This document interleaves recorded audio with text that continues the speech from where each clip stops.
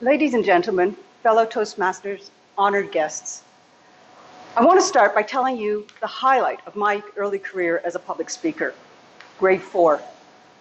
We all had to give a speech and I was terrified, but I had a great strategy. I was going to give a speech that was so boring that everyone would fall asleep, no one would pay attention, and no one could tell how bad a speaker I was. So picture me at age 10, droning on about cacti. Cacti grow in the desert. They have spines and thorns. They manage to reproduce without flowers. I'm sure you understand. That went over really well. And that was a high point. From then on, it was basically just downhill. High school was pretty much a blur. I don't think I did much speaking, but that's probably because teachers in those days were more concerned about us shutting up than speaking up.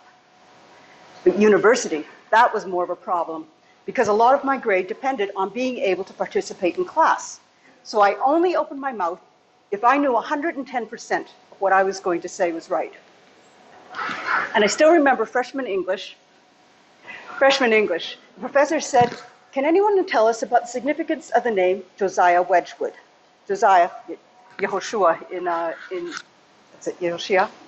Hebrew. And I put up my hand and I said, "Josiah was an ancient Hebrew king." And a guy at the back of the room said, "No, he wasn't." And I just clammed up. Of course, I was right and he was wrong, but that experience was so traumatic that I actually did not speak for the rest of my undergrad years. Now, by the time I got to grad school, I was well on my way to a full-blown phobia. I have a PhD from Harvard, and I may be one of the only graduates to have finished without ever opening my mouth. I'm not really proud of the fact, but I chose my courses carefully and I was good at hiding it. But you probably know a problem like this doesn't go away if you ignore it. It just gets worse. So fast forward to a few decades. I end up in Israel. I'm working. In fact, I was here working at NDS Cisco. And the problem gets worse. I can't speak up at meetings. I'm really quiet. I don't know how to bring forth my ideas. People think nothing is going into my head. And you know how you go to a course and the instructor goes around the room and says, "Okay, I want all of you to introduce yourselves"? No, I would just clam up, and I was terrified. Really, it was that bad. My son had a bar mitzvah, a wedding, and I was the silent mother who never spoke. It eventually got to the point where I just thought, this is ridiculous. I can't let my life be ruled by fear. And it was totally irrational because I know people around me who don't have ideas, nothing stops them from speaking up at meetings at great length. So I joined Toastmasters. And then it got even worse. I stood right here, gave the joke of the day, the very first meeting 3 years ago, and you know, it's really hard to be funny when your teeth are chattering and your hands are shaking. And that was really awful.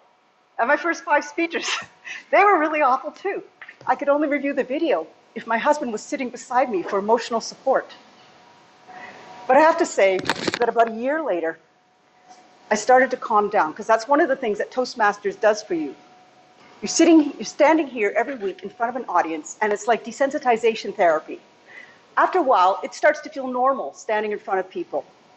And your brain starts to put the parts together. It's like learning a complicated dance or a new sport. At first, you feel really klutzy, and you think, "Oh my God, what do I do with my voice? Where do my eyes go? What do I do with my feet, my hands?" And then gradually, some of the things become second nature. You learn how to move without even thinking about it. You learn how to pitch your voice. And I'm sure you'll understand that I did get better at presentations and meetings. But other things happened, quite unexpected.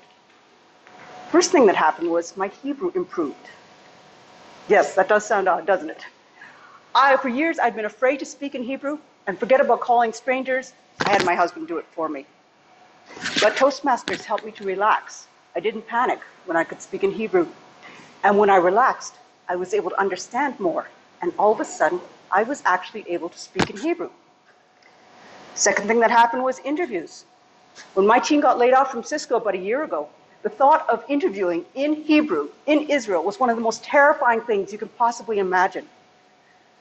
But after Toastmasters, I learned to get control of my stories and to be able to sell myself and to convince people that I was the right person for the job and that my skills and experience were the answers to their prayer. Now, the third thing that happened was I learned to defend myself. About 8 months before I was laid off, I started being bullied by a manager at work. always one-on-one meetings behind closed doors, and it was horrible. Believe me, I have a lot of experience with bullying, and I even consider myself something of an expert on bullies because I've been bullied since childhood. And let me tell you, clamming up and keeping your head down is not an effective solution against bullies. You can trust me on this. It doesn't work. Well, thanks to Toastmasters, I learned how to control my body language and my voice. So when we had a one-on-one meeting, and he closed the door, and I sat down, started normally, but then the abuse, the insults, the insinuations, and the accusations started, and I was trembling inside, really shaking and scared. But I looked him straight in the eye, and I said, "This meeting is over. We can continue when you can speak to me civilly." And I got up and left.